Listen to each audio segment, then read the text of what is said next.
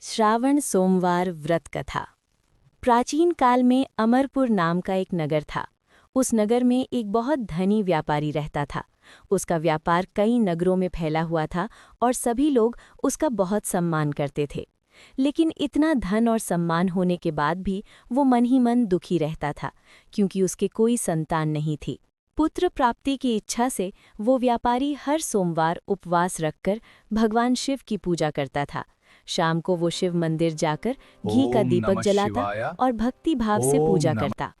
एक दिन देवी पार्वती ने भगवान शिव से कहा, हे प्रभु, ये व्यापारी आपका बहुत बड़ा भक्त है। कई वर्षों से ये हर सोमवार व्रत रखकर आपकी पूजा कर रहा है। कृपया इसकी मनोकामना पूरी कीजिए। भगवान शिव बोले, हे पार्वती, इस संसार में हर व्यक्ति अपने कर्मों का फल भोगता है। लेकिन पार्वती जी ने बार बार प्रार्थना की। तब भगवान शिव ने कहा, ठीक है, मैं इसे पुत्र का आशीर्वाद देता हूँ, लेकिन उसका पुत्र केवल 16 वर्ष तक ही जीवित रहेगा। उसी रात भगवान शिव व्यापारी के सपने में आए और उसे पुत्र प्राप्ति का आशीर्वाद दिया।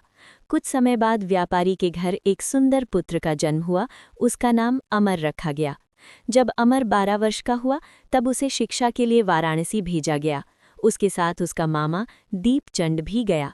रास्ते में जहाँ भी वे रुकते वहाँ यज्ञ करते और ब्राह्मणों को भोजन कराते।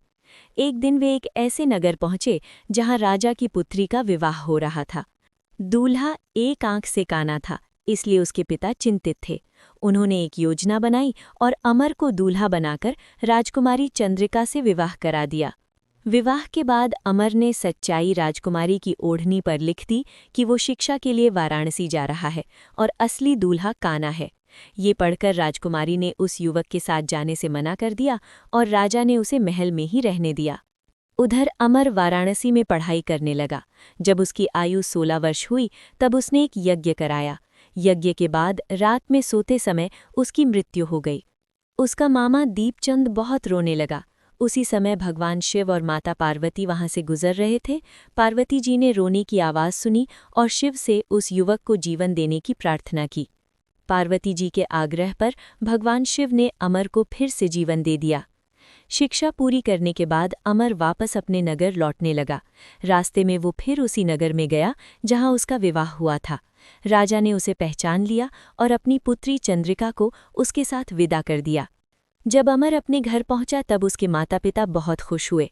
उस रात भगवान शिव ने व्यापारी को स्वप्न में दर्शन देकर कहा कि सोमवार के व्रत और भक्ति से प्रसन्न होकर उन्होंने उसके पुत्र को लंबी आयु का आशीर्वाद दिया है।